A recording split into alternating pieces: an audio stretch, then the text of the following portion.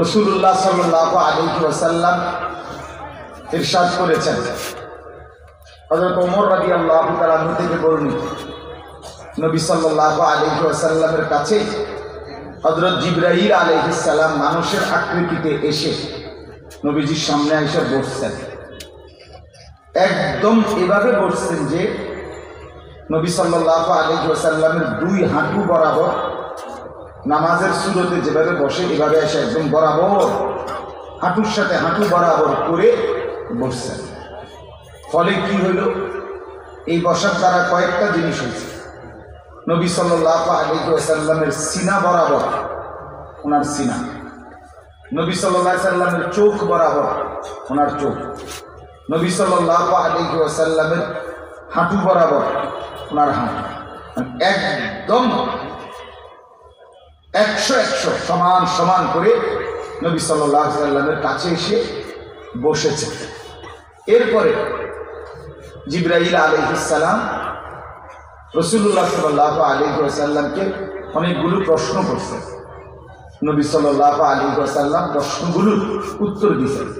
মাল ঈমান, জিবরাইল জিজ্ঞেস করছেন, ইয়া রাসূলুল্লাহ ঈমান কি? নবীজি উত্তর দিয়েছেন। এরপরে জিজ্ঞেস করছেন, মাল ইসলাম, ইসলাম কি? নবী সাল্লাল্লাহু আলাইহি ওয়াসাল্লাম উত্তর দিয়েছেন। আমি সংক্ষেপের জন্য পুরো বলতেছি না।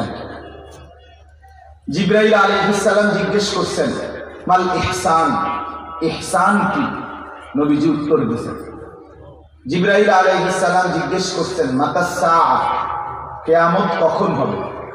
নবী সাল্লাল্লাহু আলাইহি ওয়াসাল্লাম বললেন, তুমিও জানো না, আমিও জানি না, শুধু জানে আল্লাহ। এরপরে জিবরাইল আলাইহিস সালাম জিজ্ঞেস করছেন, ওমা আমারাতুহা, কিয়ামতের কিছু আলামত বলেন। নবী সাল্লাল্লাহু আলাইহি ওয়াসাল্লাম উত্তর দিয়েছেন। এই সব কথা শেষ করে জিবরাইল আলাইহিস সালাম, তিনি মানুষের আকৃতিতে আসছিলেন, তো চলে গেলেন।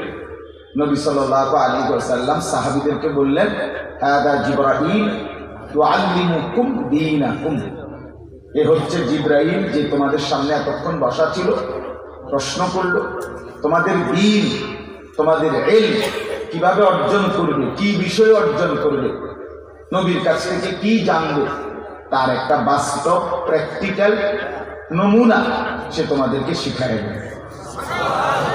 তাহলে এর দ্বারা বোঝা গেল ওলামায়ে কেরামের কাছ থেকেও কি শিখতে হয়, এখানে এটার উত্তর আছে। আর কিভাবে শিখতে হয়, কিভাবে বসতে হয়, আদবের সাথে বসতে হয়। জিবরাইল বসছেন, এই জন্য এটাই আদব।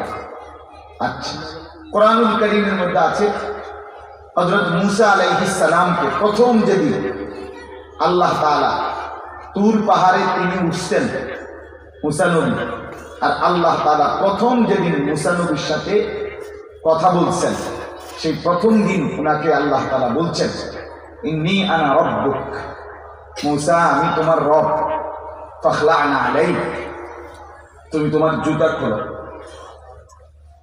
জুতা খোলো, ওয়া আনা ইখতারতুকা, আমি তোমাকে নির্বাচিত করেছি কথা বলার জন্য, ফাসতামি' লিমা ইউহা, অতএব এখন তোমার উপরে যা ওহী হবে, আমি কথা বলবো, সেগুলো তুমি মনোযোগ দিয়ে শোনো। কোরআনের সূরা তাহা, এই সূরার আয়াত। তো এখানে তাফসীরে আছে কেন মূসা আলাইহিস সালামের জুতা খুলতে বলি।